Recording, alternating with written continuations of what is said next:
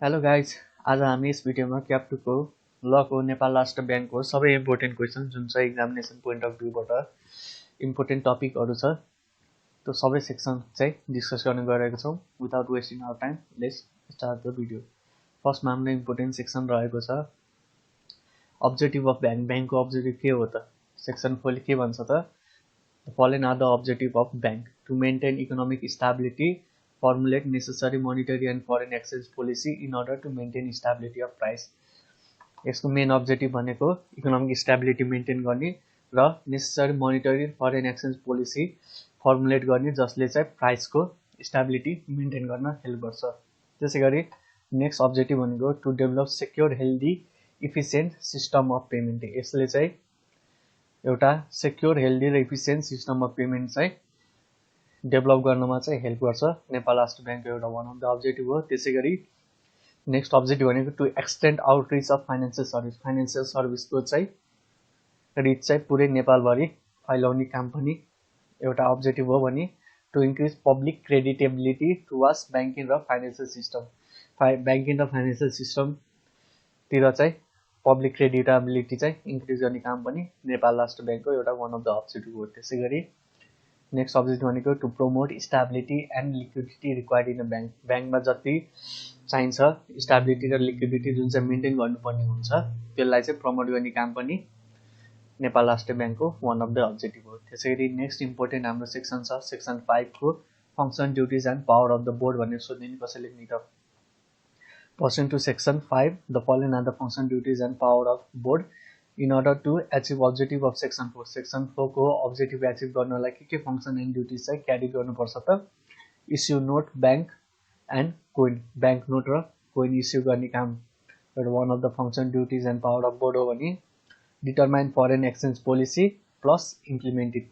Foreign exchange policy चाहिँ determine गर्ने कस्तो फरेन एक्सचेन्ज पोलिसी बनाउने भनेर र त्यसलाई इम्प्लिमेन्ट गर्ने काम पनि function duties and power of board हो। त्यसै गरी manage to operate foreign exchange reserve. कुनै पनि फरेन एक्सचेन्ज रिजर्भ छ भने त्यसलाई म्यानेज कसरी गर्ने र अपरेट कसरी गर्ने भन्ने पनि एउटा function duties and power of board हो। त्यसै गरी act as banker of commercial bank. Commercial ब्याङ्कको चाहिँ हेड भनेर चाहिँ एक्ट गर्ने काम पनि बोर्डको हुन्छ भने act as a lender of last resort. लास्टमा यदि केही सपोर्ट चाह्यो भने कमर्सियल ब्याङ्कदेखि लिएर सबैलाई भने त्यति बेला पनि हेल्प गर्ने काम भनेको नेपाल राष्ट्र ब्याङ्ककै हुन्छ। त्यसै गरी implement or cause to implement any other necessary function. यदि कुनै अरू नेसेसरी फङ्सन चाहिँ इम्प्लिमेन्ट गर्नु छ भने पनि ब्याङ्क एन्ड कमर्सियल ब्याङ्कहरूलाई पनि त्यो पनि काम बोर्डले नै गर्छ भने issue licence to commercial bank. कुनै पनि कमर्सियल ब्याङ्क यदि पुलिसले खोल्न चाहन्छ भने नेपालमा उसलाई पनि लाइसेन्स इस्यु गर्ने काम पनि function duties and power of बोर्डमै आउँछ। त्यसै गरी prior right of bank section 6 अनुसार के हो त प्रायर राइट अफ ब्याङ्क? ब्याङ्कको प्रायर राइट त for purpose of recovery any loan which bank has given. कुनै पनि लोन जुन चाहिँ ब्याङ्कले चाहिँ कुनै व्यक्तिलाई दिएको छ भने त्यो रिकभर गर्नलाई चाहिँ के गर्न सक्छ त? Shall have prior right of security over cash deposit in account. कुनै पनि क्यास डिपोजिट उसको एकाउन्टमा छ भने उसको प्रायर राइट हुन्छ कि त्यो सेक्युरिटी एज अ सेक्युरिटीको रूपमा राख्ने। त्यसै गरी in the name of such borrower at bank or commercial bank. कुनै पनि ब्याङ्कमा छ भने अथवा कमर्सियल ब्याङ्कमा छ भने कुनै क्यास डिपोजिट भने त्यो सेक्युरिटीको रूपमा राख्ने उसको प्रायर राइट हुन्छ। Or against any other movable and immovable property on by borrower. यदि कुनै मुभेबल अथवा इमुभेबल प्रपर्टी छ भने त्यो पनि प्रायर राइट सेक्युरिटीमै आउँछ ब्याङ्कको। त्यसै गरी नेक्स्ट प्रायर राइट भनेको the bank shall recover its loan. ब्याङ्कले चाहिँ कसरी रिकभर गर्न सक्छ त उसले दिएको लोन?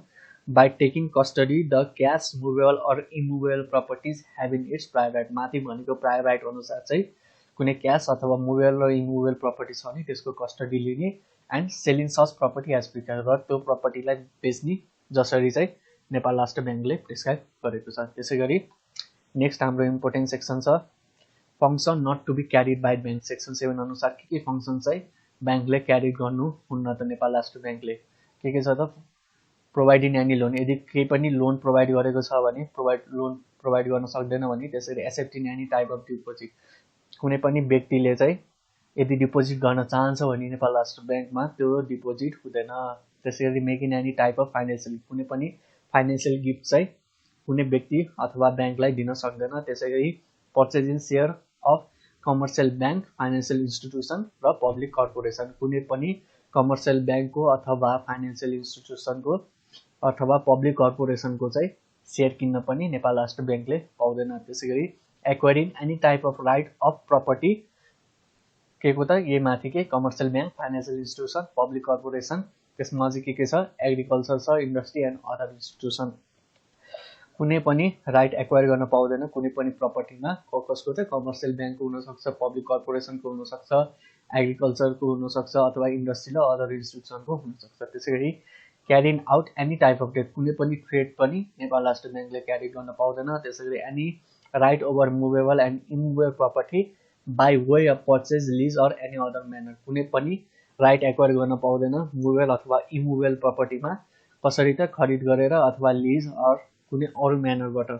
प्रोभाइडेड द्याट के भनेको छ भने may acquire such property as require for carrying it function or achieving its objective, यस्तो प्रपर्टीमा चाहिँ राइट एक्वायर गर्न सक्छ कति बेला त मात्रै यदि त्यो चाहिँ उसको फङ्सन र अब्जेक्टिभ एचिभ गर्नको लागि गरिएको छ भने। त्यसै गरी सबसेक्सन 2 ले के भन्छ त notwithstanding anything content in subsection 1, माथि जे लेखे तापनि bank may carry out the following function, ब्याङ्कले चाहिँ यो फङ्सन चाहिँ क्यारी गर्न सक्छ।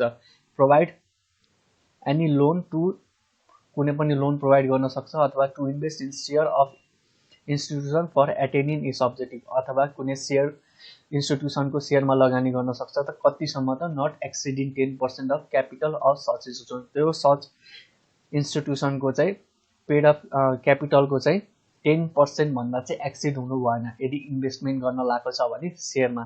के को लागि त अब्जेक्टिभ एचिभमेन्ट गर्नको लागि ब्याङ्क आफ्नो नेपाल राष्ट्र ब्याङ्कको। त्यसै गरी provide loan to its own employee, आफ्नो इम्प्लोइलाई चाहिँ लोन पनि प्रोभाइड गर्न चाहिँ पाउँछ। माथि चाहिँ के भनेको छ भने प्रोभाइडिङ एनी लोन, कसैलाई केही लोन दिन सक्दैन भनेको छ, तर उसले चाहिँ आफ्नो इम्प्लोइलाई चाहिँ लोन दिन सक्छ। यो केस स्टडीमा धेरै इम्पोर्टेन्ट छ।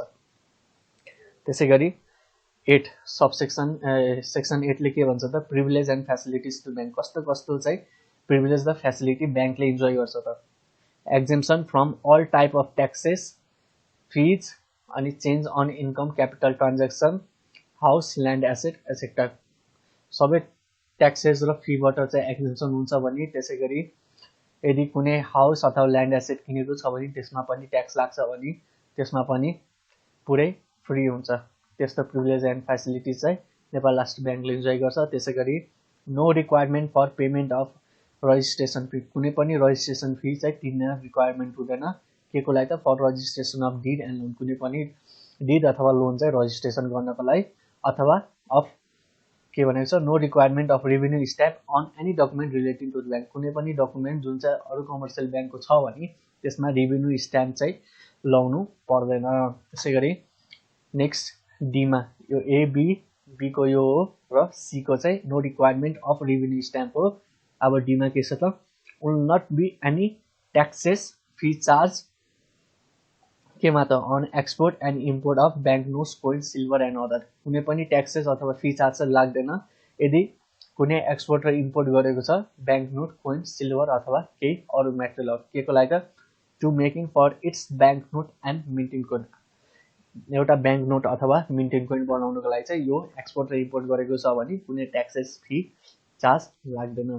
त्यसै गरी नेक्स्ट हाम्रो हेरौँ सेक्सन, यो important question one of the who can maintain account with Nepal Rastra bank, can individual also keep their saving in Nepal Rastra bank, कसले चाहिँ नेपाल राष्ट्र ब्याङ्कमा एकाउन्ट मेन्टेन गर्न सक्छ र हामी जस्तो इन्डिभिजुअलले पनि नेपाल राष्ट्र ब्याङ्कमा सेभिङ एकाउन्ट खोल्न सक्छ त, यसरी क्वेसन सोध्न सक्छ। के लेख्ने त्यहाँ answer section 13 of Nepal Rastra bank act 2058 state that the bank may open and operate account for following entity, कस्तो इन्टिटिजको चाहिँ ब्याङ्क एकाउन्ट खोल्न सकिन्छ त नेपाल राष्ट्र ब्याङ्कमा सेक्सन 13 अनुसार government of Nepal and other government bodies, government of नेपालकै अथवा गभर्मेन्ट अफ नेपालकै कुनै बडिजको मात्रै ब्याङ्क एकाउन्ट खोल्न सक्छ भने commercial bank and financial institution, कुनै कमर्सियल ब्याङ्क अथवा फाइनेन्सियल इन्स्टिट्युसन छ लाइक प्रभु ब्याङ्क, ग्लोबल ब्याङ्क, त्यस्तोहरूको चाहिँ खाता मात्रै त्यहाँ खोल्न सक्छ। त्यसै गरी पब्लिक कर्पोरेसन, कुनै पब्लिक कर्पोरेसन छ भने पब्लिकले ओन गरेको इन्टिटिजहरू छ भने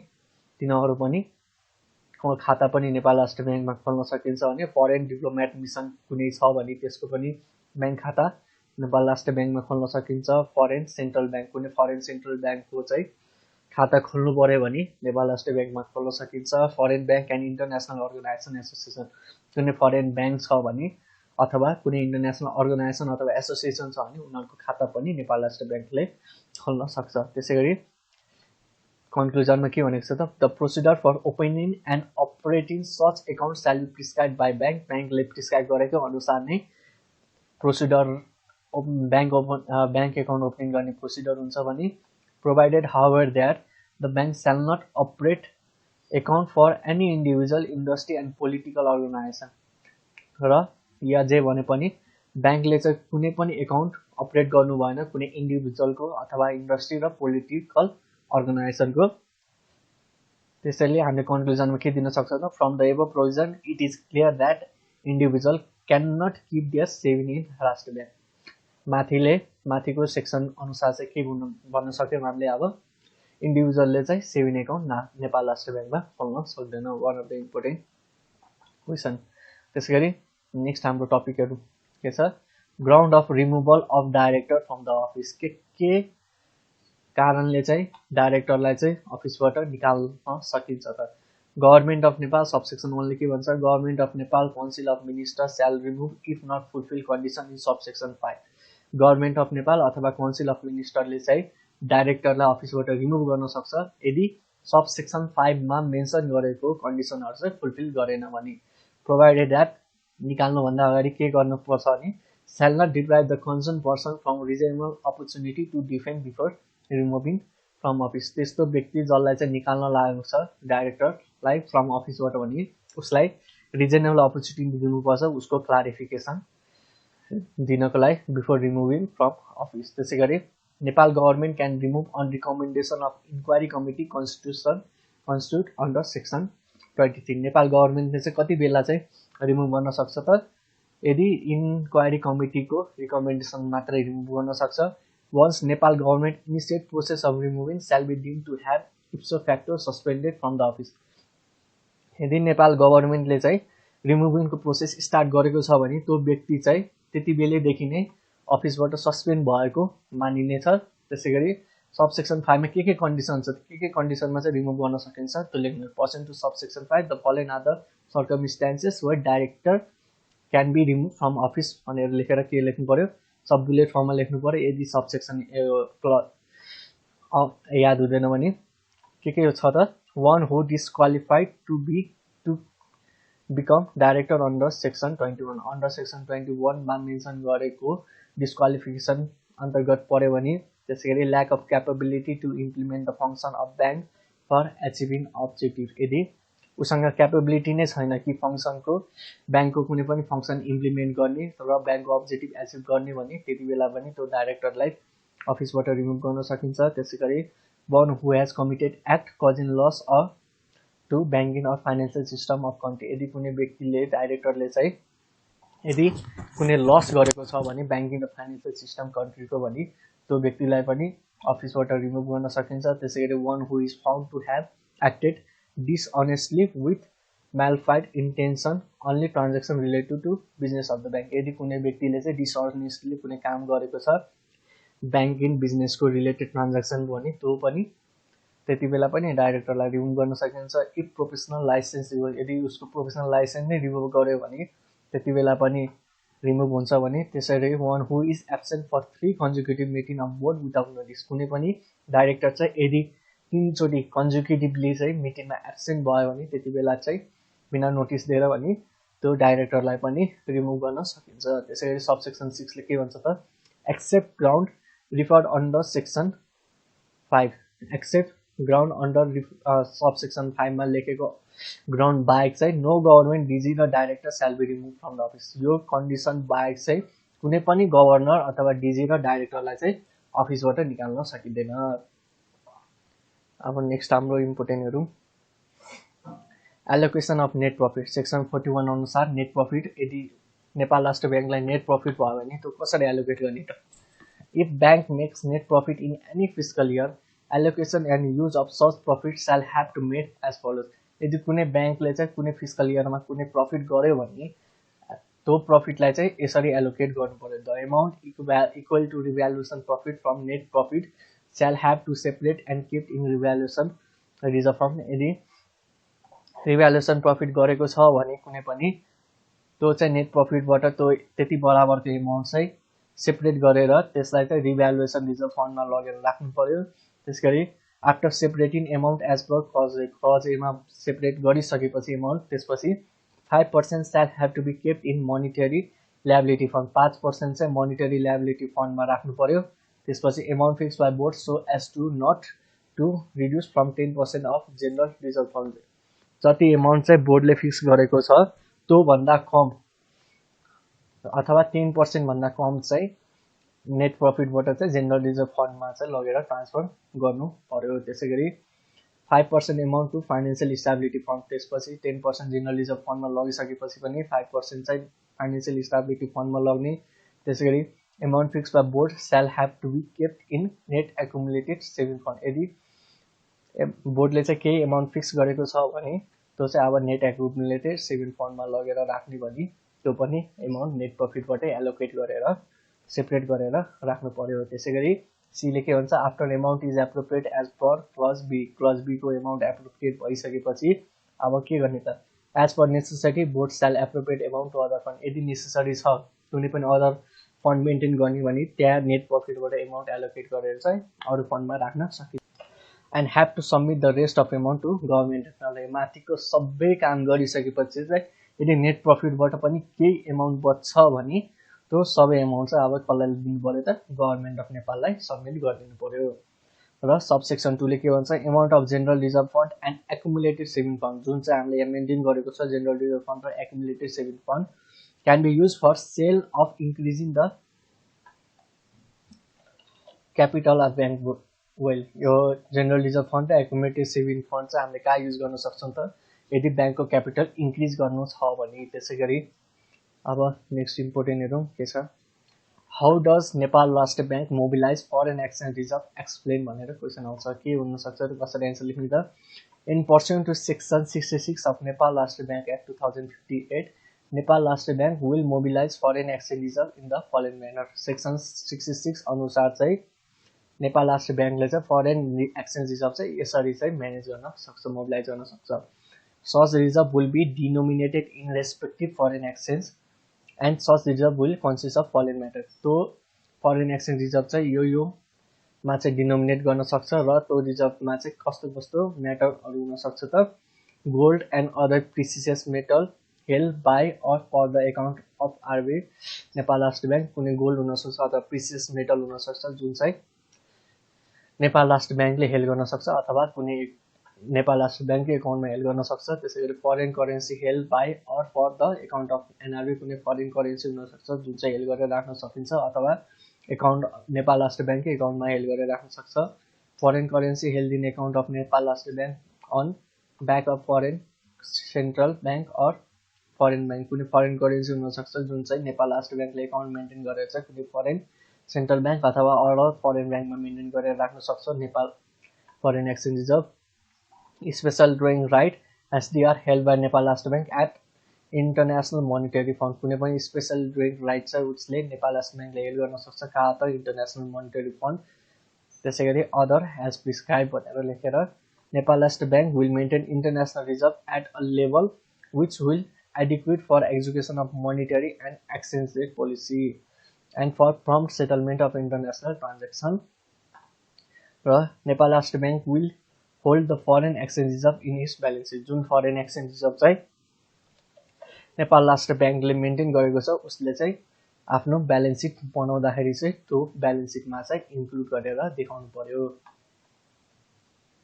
अब next question formation of Nepal last bank board. कसरी चाहिँ Nepal last bank board form हुन्छ त there shall be a board in bank consisting of following member. ब्याङ्कमा चाहिँ बोर्ड हुन्छ बोर्ड अफ डाइरेक्टर हुन्छ को मेम्बरसँग हुन्छ त चेयरपर्सन भनेको गभर्नर हुन्छ सेक्रेटरी भनेको मिनिस्ट्री अफ फाइनेन्सको हुन्छ र अरू मेम्बरहरू भनेको दुईटा डिजी हुन्छ डाइरेक्टर जेनरल हुन्छ one director appointed by Nepal government any among the person renowned in the field of economic अथवा ब्याङ्किङ र फाइनेन्सियल सेक्टरमा कुनै एउटा डाइरेक्टर जो चाहिँ नेपाल गभर्मेन्टले एपोइन्ट गर्न सक्छ कुन फिल्डबाट त इकोनोमिक अथवा ब्याङ्किङ फाइनेन्सियल सेक्टरबाट कुनै व्यक्ति रिनाउन्ड छ भने।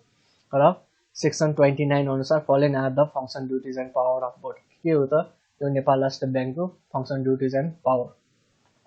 अघि नै हामीले डिस्क्राइब गरेको नेपाल राष्ट्र ब्याङ्कको फङ्सन ड्युटिज एन्ड पावर हो भने अब बोर्डको चाहिँ के फङ्सन ड्युटिज एन्ड पावर हो त frame monetary and foreign exchange policy कुनै पनि फरेन एक्सचेन्ज पोलिसी अथवा मोनिटरी पोलिसी बनाउनु छ भने त्यसको कस्तो फ्रेमवर्क बनाउने त्यो एउटा फङ्सन हो भने frame necessary policy for supervision and inspection of commercial bank कुनै पनि कमर्सियल ब्याङ्कको इन्स्पेक्सन अथवा सुपरभिजन गर्नु छ भने कसरी गर्ने भन्ने त्यो एउटा नेसेसरी पोलिसी बनाउन सक्छ। त्यसै गरी approve rules and bylaws of the board bylaw of bank कुनै पनि रुल्स अथवा बाइल छ भने ब्याङ्कको भने त्यसलाई एप्रुभ गर्ने काम पनि नेपाल राष्ट्र ब्याङ्क बोर्डकै हो भने approve annual programme and budget कुनै पनि एनुअल प्रोग्राम अथवा बजेट गर्नु छ भने त्यो पनि एप्रुभ गरेको नेपाल राष्ट्र ब्याङ्क बोर्डले नै गर्छ भने approve limit of loan to be provided by Nepal government by bank कुनै पनि यदि लोन प्रोभाइड गर्नु छ भने त्यसको लिमिट कति राख्ने त त्यो पनि बोर्डले नै एप्रुभ गर्छ। त्यसै गरी फोर्थमा के छ take decision of all other matter excluding the matter which ever within authority of governor त्यो सबै डिसिजन गर्ने एक्सेप्ट कुन म्याटर छ यदि गभर्नरको अथोरिटीमा हुने म्याटर छ भने त्यो डिसिजन बाहेक चाहिँ सबै डिसिजन गर्ने काम पनि नेपाल राष्ट्र ब्याङ्क बोर्डकै हुन्छ। त्यसै गरी नेक्स्ट हाम्रो गभर्नरको एपोइन्टमेन्ट कसरी हुन्छ त नेपाल राष्ट्र ब्याङ्कमा गभर्नरको एपोइन्टमेन्ट त्यसको बारेमा डिस्क्राइब गर्नु अथवा what are the function duties and power of governor सोध्यो भने के लेख्ने त government of Nepal council of minister shall appoint governor कसले एपोइन्ट गर्छ त गभर्नरलाई गभर्मेन्ट अफ नेपालले एपोइन्ट गर्न सक्छ अथवा काउन्सिल अफ मिनिस्टरले एपोइन्ट गर्न सक्छ कसको रिकमेन्डेसनमा त on recommendation of recommendation committee यो रिकमेन्डेसन कमिटीमा चाहिँ को हुन्छ त मिनिस्टर अफ फाइनेन्सको व्यक्ति हुन्छ अनि 1% फ्रम गभर्नर हुन्छ पहिलाकै फर्मर गभर्नर हुन्छ अनि 1% designated by Nepal government among it's filled कुनै एउटा पर्सन जो चाहिँ नेपाल गभर्मेन्टले डेजिग्नेट गरेर राखेको हुनसक्छ यो याद गर्ने लेख्ने नलेख्ने government of Nepal council of minister shall appoint governor or recommendation committee भनेर लेख्दा हुन्छ। वाइल मेकिङ रिकमेन्डेसन रिकमेन्ड 3% यो रिकमेन्डेसन गर्नुलाई चाहिँ तीनटा व्यक्तिको चाहिँ नाम रिकमेन्ड गर्नु पर्यो कुन कुन फिल्डको त एउटा इकोनोमिक ब्याकग्राउन्ड हुनु पर्यो ब्याङ्कको हुनु पर्यो अथवा फ्रम एमङ डाइरेक्टर जेनरल जुन नेपाल राष्ट्र ब्याङ्कको छ त्यो मध्ये कोही हुनु पर्यो त्यो तीनटा पर्सन चाहिँ र government of Nepal shall appoint 1% यो तीनटा पर्सनबाट चाहिँ गभर्मेन्ट अफ नेपालले चाहिँ एउटा पर्सनलाई चाहिँ एज अ गभर्नर एपोइन्ट गर्छ। त्यस गरी के छ त यसको सेक्सन 18 अनुसार चाहिँ टेन्योर भनेको 5 वर्ष हुन्छ गभर्नरको र review appoint 1 term if dim necessary र यो व्यक्ति चाहिँ एकचोटि अझै फेरि रिएपोइन्ट हुन सक्छ यदि नेसेसरी छ भने मात्रै। त्यसैगरी एज पर सेक्सन 19 के छ त remuneration and other benefit shall be prescribe remuneration र अरू बेनिफिट चाहिँ प्रिस्क्राइब हुन्छ भनेर लेख्नु पर्यो।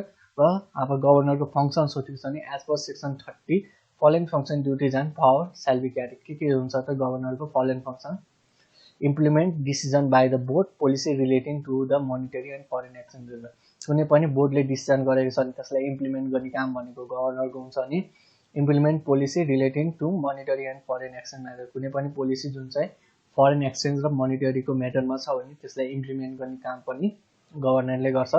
त्यसै गरी अपरेट एन्ड म्यानेज ब्याङ्कलाई चाहिँ अपरेट र म्यानेज गर्ने काम पनि गभर्नरकै हो भने रिप्रेजेन्टेटिभ अन बिहाल्फ of bank on international organization and association यदि कुनै इन्टरनेसनल अर्गनाइजेसन एसोसिएसनमा चाहिँ यदि रिप्रेजेन्टेटिभ भएर जानु पर्नु भयो भने पनि गभर्नर एज अ रिप्रेजेन्टेटिभ ब्याङ्कको भएर जान सक्छ भने fix term and condition related to capital adequacy of कमर्सियल ब्याङ्कले क्यापिटल एडुकेसी मेन्टेन गर्नुपर्छ त्यो क्यापिटल एडुकेसी कति मेन्टेन गर्ने भन्ने टर्म्स एन्ड कन्डिसन चाहिँ कसले फिक्स गर्छ त गभर्नरले गर्छ। त्यसै गरी fix service charge to be paid by ब्याङ्कले चाहिँ कति सर्भिस चार्ज चाहिँ नेपाल राष्ट्र ब्याङ्कलाई पेड गर्ने त त्यो फिक्स गर्ने काम पनि गभर्नरकै हुन्छ। त्यसै गरी नेक्स्ट हाम्रो इम्पोर्टेन्ट सेक्रेसी / कन्फिडेन्सलिटी के हो त हाम्रो no governor DG director employee अथवा एडभाइजर अडिटर अथवा agent or representative of bank कुनै पनि governor DG director employee adviser auditor अथवा एजेन्ट अर रिप्रेजेन्टेटिभ अफ ब्याङ्कले चाहिँ के गर्नु हुँदैन त shall be allowed to engage in following act यो एक्टमा चाहिँ उनीहरूलाई इङ्गेज गर्नु हुँदैन to divulge and publish confidential information or notice that come in knowledge which he obtained during his official duty and within act यदि कुनै पनि information कन्फिडेन्शियल information अथवा नोटिस चाहिँ उसको नलेजमा आएको छ भने उसले उसको अफिसियल ड्युटीको दिउरन भने त्यो चाहिँ पब्लिस गर्नु भएन अथवा कसैलाई सेयर गर्नु भएन त्यसैगरी to use such information for personal gain त्यो इन्फर्मेसन जुन चाहिँ कन्फिडेन्शियल इन्फर्मेसन उसको नलेजमा पर्सनल ड्युटीको ड्युरिन आएको छ नि त्यो इन्फर्मेसन चाहिँ उसले आफ्नो पर्सनल गेनको लाई चाहिँ युज गर्नु भएन त्यसैगरी सबसेक्सन 2 ले सेक्सन 2 सबसेक्सन 2 ले के भन्छ त notwithstanding anything contained in subsection 1 subsection 1 मा जे भने तापनि on following ground can divulge and publish in manner prescribed by bank यो म्यानरमा चाहिँ नेपाल त्यो व्यक्तिले चाहिँ पब्लिस अथवा डिभल्ज गर्न सक्छ त कुनमा त while providing such information in discharging his duty in public for assisting law enforced government कुनै पनि law enforced एजेन्टलाई चाहिँ एसिस्ट गर्नलाई चाहिँ पब्लिक ड्युटी उसको डिस्चार्ज गर्नलाई चाहिँ त्यो इन्फर्मेसन उसले चाहिँ प्रोभाइड गर्न सक्छ भने के बेसिसमा चाहिँ as per the order of the court or authorise officer यो ल इन्फोर्स व्यक्तिलाई चाहिँ यदि कोर्टले अर्डर दिएको छ अथवा कुनै अथोराइज अफिसरले चाहिँ अर्डर दिएको छ भने त्यो बेला चाहिँ इन्फर्मेसन उसले चाहिँ पब्लिक उसलाई चाहिँ एसिस्ट गर्न सक्छ त्यसैगरी while providing such information it discharge his duty to external audit of the bank कुनै पनि एक्सटर्नल अडिट हुन लागेको छ भने एक्सटर्नल अडिटरलाई चाहिँ उसको ड्युटिज डिस्चार्ज गर्नलाई चाहिँ उसले त्यो सच इन्फर्मेसन सेयर गर्न सक्छ भने an employee of international financial institution कुनै इम्प्लोइ छ इन्टरनेसनल फाइनेन्सियल इन्स्टिट्युसनको भने उसको ड्युटी डिस्चार्ज गर्नलाई चाहिँ त्यो सच इन्फर्मेसन चाहिँ सेयर गर्न सक्छ यो दुईटा कन्डिसन बाहेक चाहिँ उसले त्यो इन्फर्मेसन चाहिँ काहीँ पब्लिस गर्नु भएन र कसैलाई सेयर गर्नु भएन र आफ्नो पर्सनल गेनको लागि चाहिँ युज गर्नु भएन भनेर लेख्नु पर्यो र यहाँ चाहिँ मैले यो सेक्सन 18 अफ इन्डस्ट्रियल इन्टरप्राइज एक्टमा पनि सेक्रेसीको कुरा गरेको छु त्यो हो यो चाहिँ याद होस् भनेर सेक्सन 21 मा 7 मा छ सेक्रेसीको कुरा र सेक्सन 38 अफ नेपाल राष्ट्र ब्याङ्कको भइहाल्यो यो कन्फिडेन्सियलिटी भनेको नेपाल राष्ट्र ब्याङ्कको सेक्सन 38 मा छ यो सेम प्रोभिजन भनेको यहाँ लेख्दा पनि भयो यदि क्वेसन सोध्यो भने पर्सेन्ट टु 7 अथवा पर्सेन्ट टु एनआरबी एक्ट भनेर डिस्क्राइब गर्नु भन्यो भने तीनटा सबसेक्सन एकैचोटि कभर भयो त्यसैगरी अब हाम्रो नेक्स्ट हेरौँ auditor and account the account and the books of board shall be audited by auditor general Nepal Rastra ब्याङ्कको एकाउन्ट र बुक्स अफ बोर्डको चाहिँ कसले अडिट गर्छ त अडिटर जेनरलले गर्छ or any auditor by designated by him अथवा कुनै अडिटर जेनरल जुन चाहिँ अडिटरले चाहिँ डेजिनेट गरेको हुन्छ while auditing the accounts and books of account the auditor shall mention the following matter in his or her audit report र यदि एकाउन्टको audit गर्न लाग्छ अथवा बुक्स बोर्डको बुक्सको अडिट गर्न लाग्छ भने अडिटरले चाहिँ यो म्याटर चाहिँ उसको अडिट रिपोर्टमा राख्नै पर्यो whether the statement of income and expenditure truly reflect the income and expenditure of the board in its fiscal year statement of income and expenditure ले चाहिँ truly reflect गर्छ त income and expenditure board ले चाहिँ त्यो fiscal year मा maintain गरेको त्यसैगरी whether the balance sheet of fiscal year reflect the true economic condition of the board जुन balance sheet उसले प्रिपेयर गरेको छ त्यसले चाहिँ ट्रु इकोनोमिक कन्डिसन चाहिँ रिफ्लेक्ट गर्छ त बोर्डको त्यो चाहिँ उसको अडिट रिपोर्टमा चाहिँ मेन्सन गर्ने पर्यो त्यसैगरी डिजीको एपोइन्टमेन्ट कसरी हुन्छ त नेपाल राष्ट्र ब्याङ्कमा Nepal government council of ministers shall appoint on recommendation of गभर्नरको रिकमेन्डेसनमा चाहिँ नेपाल गभर्नमेन्ट अथवा काउन्सिल अफ मिनिस्टरले चाहिँ डिजीको एपोइन्टमेन्ट गर्न सक्छ गभर्नमेन्ट वाइल रिकमेन्ड यो गभर्नरले चाहिँ रिकमेन्ड गर्दाखेरि चाहिँ कसरी रिकमेन्ड गर्ने त recommend name double in number of post जतिवटा पोस्ट खाली छ त्यसको चाहिँ डबल नम्बरको नेम चाहिँ रिकमेन्ड गर्नु पर्यो यदि एउटा पोस्ट खाली छ भने दुईटा व्यक्तिको नाम रिकमेन्ड गर्नु पर्यो र filling vacant among special class officer of bank on the basis of their performance and capability कहाँबाट चाहिँ कुन व्यक्तिको चाहिँ नाम रिकमेन्ड गर्नु पर्यो त कुनै स्पेसल क्लास अफिसर ब्याङ्कको अथवा उसको बेसिस र क्यापेबिलिटिज पर्फर्मेन्स कस्तो छ त्यो बेसिसमा चाहिँ नाम रिकमेन्ड गर्नु पर्यो र सेक्सन 80 को यसको टेन्योर भनेको 5 वर्ष हुन्छ। गभर्नरको पनि 5 वर्ष थियो, तर ऊ रिएपोइन्ट हुन सक्थ्यो। त्यसैगरी under section 19 remuneration and other benefit shall prescribe by बोर्डले प्रिस्क्राइब गर्न सक्छ। रिनोभेसन अदर बेनिफिट के इन्जोय गर्न सक्छ त डिजीले भनेर। त्यसैगरी हाम्रो नेक्स्ट इम्पोर्टेन्ट टपिक भनेको professional code of conduct and official responsibility of governor DG Nepal Rastra bank के हो त shall fully devote his professional service to bank. यदि कुनै गभर्नर अथवा डिजी नेपाल राष्ट्र ब्याङ्कको छ भने उसले चाहिँ फुल्ली आफ्नो प्रोफेसनल सर्भिस चाहिँ ब्याङ्कलाई नै डिभोट गर्नु पर्यो, त्यो बाहेक अरू केही काम गर्नु भएन। Except nominated the bank shall not be entitle to assume any type of office अथवा job to any one else with or without renovation. यदि ब्याङ्कले नोमिनेट नगरेको बाहेक कन्डिसनमा चाहिँ उसले कुनै पनि खालको अफिस जोइन गर्नु भएन, कुनै जब लिनु भएन, कोहीसँग रिनोमिनेसन बाहेक अथवा रिनोमिनेसन पेडमा अथवा अनपेडमा। त्यसै गरी प्रोभाइडेड द्याट कुन बेला चाहिँ उसले अफिस टाइप अफ जब चाहिँ एक्सेप्ट गर्न सक्छ त shall not restrict to render service by assuming any post in any non profit organisation. यदि कुनै नन प्रफिट अर्गनाइजेसनमा कुनै पोस्टको सर्भिसको लागि अफर आएको छ भने त्यसमा चाहिँ रेस्ट्रिक्ट गर्न मिलेन। के हुनसक्छ त त्यस्तो नन प्रफिट अर्गनाइजेसन जहाँ चाहिँ जब अफर अफिस एक्सेप्ट गर्न सक्छ। मेडिकल एन्ड इन्जिनियरिङ एसोसिएसन हुनसक्छ, बार अथवा ब्याङ्कर एसोसिएसन हुनसक्छ, सिए एसोसिएसनमा हुनसक्छ, अथवा in any other trade and professional organisation. कुनै ट्रेड अथवा प्रोफेसनल अर्गनाइजेसनमा चाहिँ जब अथवा अफिस उसले एज्युम गरेर चाहिँ काम गर्न सक्छ। त्यसै गरी क्लज सीले के भन्छ त shall have to provide highest priority to interest of the bank. ब्याङ्कको इन्ट्रेस्टलाई चाहिँ सबभन्दा माथिको प्रायोरिटीमा राख्नु पर्यो उसले। Shall not accept any type of gift or loan. कुनै पनि गिफ्ट अथवा लोन चाहिँ गभर्नर अथवा डिजीले एक्सेप्ट गर्नु भएन। That make cause undue influence of any time. त्यसले चाहिँ कुनै अनड्यू इन्फ्लुएन्स चाहिँ उसलाई पछिको नियर फ्युचरमा गर्न सक्छ भने के बेला त in discharge in his duty through personal or through any other person. उसले आफैले कुनै एउटा ड्युटी डिस्चार्ज गर्न लाग्छ भने अथवा कुनै व्यक्तिलाई चाहिँ डिस्चार्जिङ गर्न लाग्छ भने त्यो अनड्यू इन्फ्लुएन्स क्रिएट गर्ने चाहिँ कुनै गिफ्ट अथवा लोन चाहिँ प्रोभाइड गर्नु भएन। इक्जाममा चाहिँ यहाँबाट कसरी क्वेसन सोध्न सक्छ त एउटा डेमो।